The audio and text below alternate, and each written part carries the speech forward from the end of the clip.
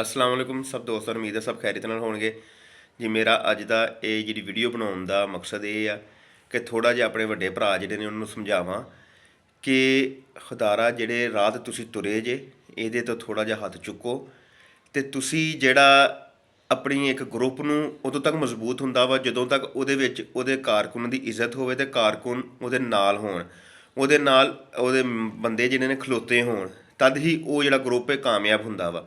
ਤੇ ਆਸਤਾ ਆਸਤਾ ਜਦੋਂ ਇੱਜ਼ਤ ਘਟਦੀ ਆ, ਲੋਕਾਂ ਨੂੰ ਇੱਕ ਬੰਦਾ ਛੱਡ ਕੇ ਜਾਂਦਾ ਵਾ, ਉਹਦੇ ਖਿਲਾਫ ਜਿਵੇਂ ਦੇ ਅਲਫਾਜ਼ ਇਸਤੇਮਾਲ ਕੀਤੇ ਜਾਂਦੇ ਆ ਤੇ ਉਹ ਜ਼ਾਹਿਰੀ ਗੱਲ ਆ ਉਹਦੇ ਨਾਲ ਵੇਖ ਕੇ ਦੂਸਰੇ ਜਿਹੜੇ ਦੋਸਤ ਨੇ ਉਹ ਵੀ ਪਿੱਛੇ ਹਟਣਾ ਸ਼ੁਰੂ ਕਰ ਦਿੰਦੇ ਨੇ।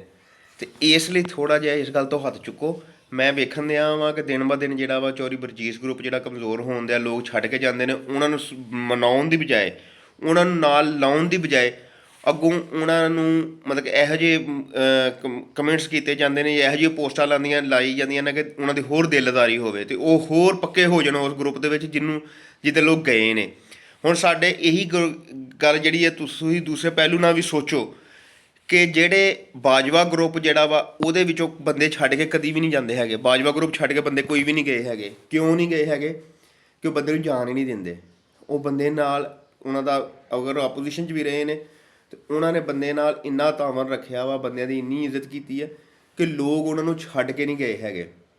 ਇਹੀ ਗੱਲ ਦੂਸਰੀ ਤਰਫ ਵੇਖ ਲਓ ਕਿ ਜਿਹੜਾ ਉਹਨਾਂ ਨੂੰ ਬੰਦਾ ਛੱਡ ਕੇ ਜਾਂਦਾ ਵਾ ਤੇ ਉਹਦੀ ਕਿਰਦਾਰਕਸ਼ੀ ਕਰਨਾ ਸ਼ੁਰੂ ਕਰ ਦਿੰਦੇ ਆ, ਉਹਦੇ ਖਿਲਾਫ ਬੋਲਣਾ ਸ਼ੁਰੂ ਕਰ ਦਿੰਦੇ ਆ। ਉਸ ਤੋਂ ਬਾਅਦ ਦੂਸਰੀ ਤਰਫ ਵੇਖ ਲਓ, ਬਾਜਵਾ ਗਰੁੱਪ 'ਚ ਅਗਰ ਕੋਈ ਬੰਦਾ ਛੱਡ ਕੇ ਜਾਣ ਦੀ ਮਤਲਬ ਕਿ ਸੋਚਦਾ ਵੀ ਆ ਤਾਂ ਉਹਨੂੰ ਮਨਾਉਂਦੇ ਨੇ।